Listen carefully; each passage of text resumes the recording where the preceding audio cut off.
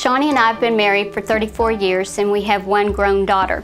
Around 2003, 2004, I was meeting with two godly women who prayed with me, and we prayed early morning before I went to work once a week. Our daughter had left and married, moved away, and my life had become stagnant, and I began to pray during this time that God would use me in a special way for Him. He would give me something meaningful to do in my life. How deep the Father's love for us, how vast beyond all measure, that He should give His only Son to make a wretch His treasure. And in my mind I was thinking, it must be probably to facilitate a Bible study, befriending someone needing help of some kind. In January of 2005, 3 friends and I had lunch. We were in our mid to late 40s. We decided that we needed to join a gym. I'd never even been in a gym, much less joined one.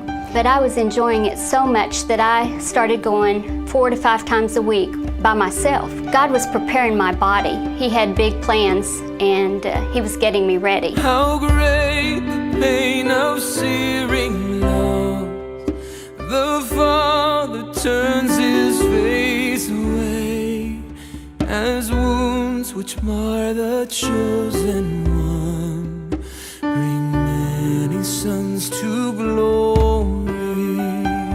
7 months later, I was diagnosed with a rare and aggressive bladder cancer. It was resistant to chemo and radiation, so my only hope was surgery. I was in shock, but really I had an indescribable peace, a peace that I couldn't explain. That weekend, Johnny and I fussed about the doctors, about the situation, where I was going to go, and he just said, "You're going to go to MD Anderson in Houston. It'll take an act of Congress to get in there. I can't get in there quick, and I'm in a hurry." So Monday morning I called Houston, and I was just going to show him that I couldn't get in. The lady said, "If you have access to your records, why don't you overnight them and we'll see you on Thursday." God was in control. I will not boast in anything, no gifts, no power, no wisdom. Upon arriving at MDA, I was not just given any doctor, I was given the chairman of the urology department. During the month of August, it was just full of tests and doctor's appointments, and when we got ready to schedule the surgery, he said, "Well, I'm going on vacation for 2 weeks, and when I get back, I'm 2 weeks booked out." But I explained to him that our first grandchild was due to be born the middle of September.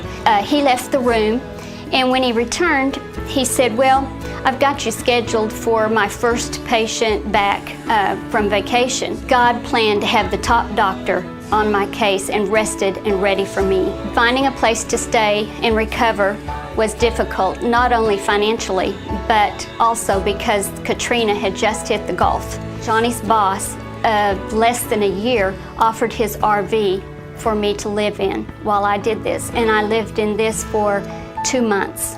I needed a purpose, and God gave me something meaningful to do for Him. During my recovery, many unsaved friends asked me how I could be so strong and deal with this and why I was not breaking down. That was my opportunity to share with them why I had the peace that I had and who gave me that peace. Look what Jesus did for me on the cross.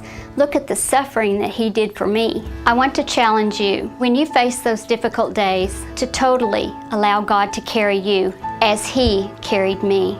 My name is Jan Warner, and I have been saved by grace.